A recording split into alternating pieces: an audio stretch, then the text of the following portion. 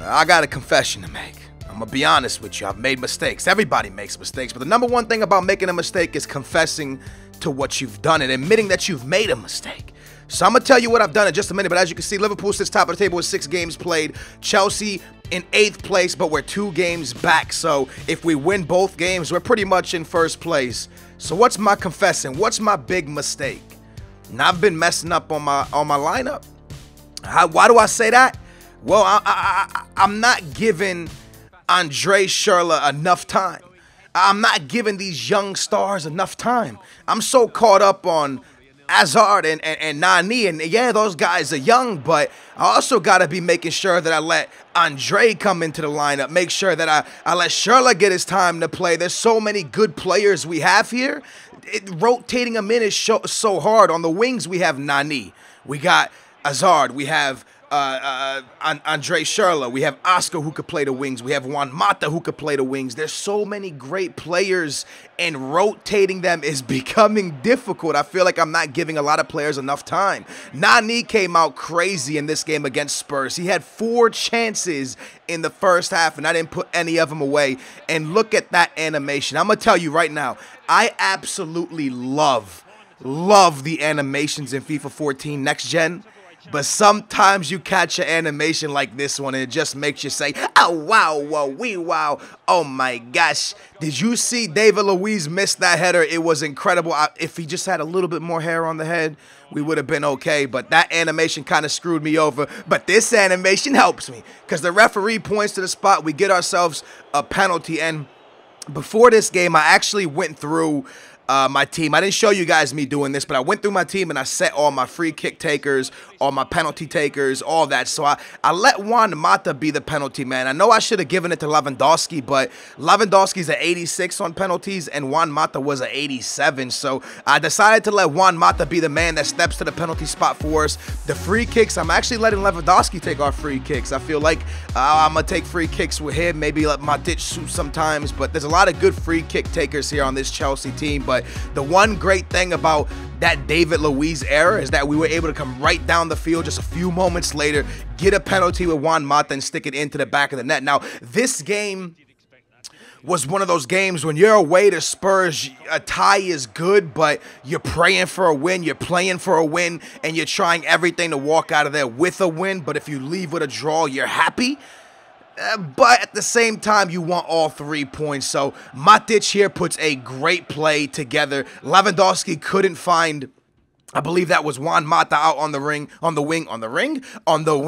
and I just wasn't able to do anything with this. So the game was a real, like, stalemate. I felt like nothing was happening. Both teams were countering each other, so I went to a 4-4-2 flat, and I actually make a massive mistake. I left Nani playing CM instead of putting him out on the wing. I left Juan Mata in there, Ramirez. I took out Matic, and I brought in Eto'o, and Andre Schürrle is going to get his time to shine as well. Lewandowski finds a beautiful over-the-top through pass to Eto'o, who just came on. Eto'o one-on-one with a keeper and just couldn't bury it. It was unlucky. I was waiting for Eto'o to get that goal. I was ready to say, finally, I have someone that's going to take that spot behind Lewandowski because I haven't found that guy. Is it going to be Ba? Is it going to be Eto'o? I know who it can be. It could be John Terry.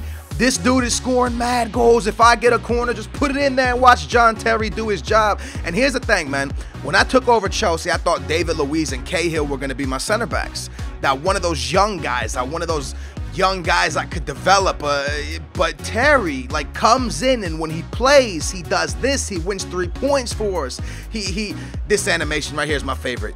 Not this right here. Let me show you. I'm watching all 3 replays because I absolutely love what EA added right here with the slow-mo. Watch this. You're pretty sure you guys seen it, but this slow-mo replay right there is epic. I wish that would come before all. I wish it was like the goal, 1 replay, and then the slow-mo, and instead of 3 replays, then the slow-mo. Because I think the slow-mo is awesome and it adds so much emotion to the game. But anyways, we walk out of here with 3 points because of John Terry. Every time I say I'm going to bench Terry for Cahill, Terry comes in and plays a monster of a game. Now, as you can see right there, we got out-possessioned. And I want to talk about that in just a second. But I started thinking to myself when I went into the press conference, and I started looking at the options. And every time I get here, I don't know what to do. I don't know if I should talk smack about the other team or just motivate Chelsea. I don't know what to do when I get to the press conferences, but I started thinking to myself, I think by the time FIFA 15 comes around, maybe FIFA 16, and I think EA's gonna do something massive with those press conferences. Like, I really think that's gonna develop into something awesome, to where, like, you can completely bash a player, or just say, like, they'll probably give you so many options of things you can say. I really think that's gonna become a really, really, really big feature in career mode. And I think it's going to have a massive impact on the career mode, because right now I don't feel like it has that much of a massive impact. But I think later on in FIFAs to come, press conferences will be big. So right here, you see me taking out loads of players, because Champions League football, man, midweek, we just came off of a game against Spurs, a game that we won in the last minute. We had a lot of tired players, so you know I got Hazard out there. I wanted to play Andre Schürrle again, but he was tired, so I got Oscar, I got Ramirez, Matic, a lot of the same players out there. But Eto'o starting, Lampard's out there, and our defense was actually Cahill. I decided to bench Terry, not because he played poorly, just because of his fitness, because you can't bench a player after he gets a game winner for you, right? But because of his fitness, I had to bench him. Now, the reason I said I'll talk about possession in just a minute, I feel like I'm not playing the type of football I should be playing with Chelsea. Like, Chelsea against Olympiacos. I'm not taking no disrespect. Olympiacos is a great team. Trust me, I know this because I'm a Benfica fan, and well, they've done Benfica pretty bad this year. I've seen what they can do in real life, but a team like Chelsea, a massive European team, should be able to control possession on almost any team around the world, besides, you know, other teams like Manchester United, Real Madrid. Look at Matic, man. What a freaking signing this guy has been for me. Oh, my gosh. But when you go up against teams like this, you should be dominating possession. You should be playing the ball around them. You should be making the other team work for the ball. But every time the game ends, I feel like I'm the one with the less possession. More shots, but less possession. So I'm not sure. Maybe I'm not putting my tactics on correctly before the game starts. Maybe I need to put high pressure or team pressing, high pressure. Wait, I just said that backwards. But YOLO swag. But I think maybe I'm doing my tactics wrong. I'm not really sure. Olympiacos does hit a goal back, which means it's 1-1. And then Cahill goes down. So I finally give Cahill, the young man, a chance. And he goes down, so I had to bring on Terry. Final chance in the game actually falls pretty much to us, man. We have a great chance here with Matic. He over the tops it to Ba. I brought him on for Eto'o.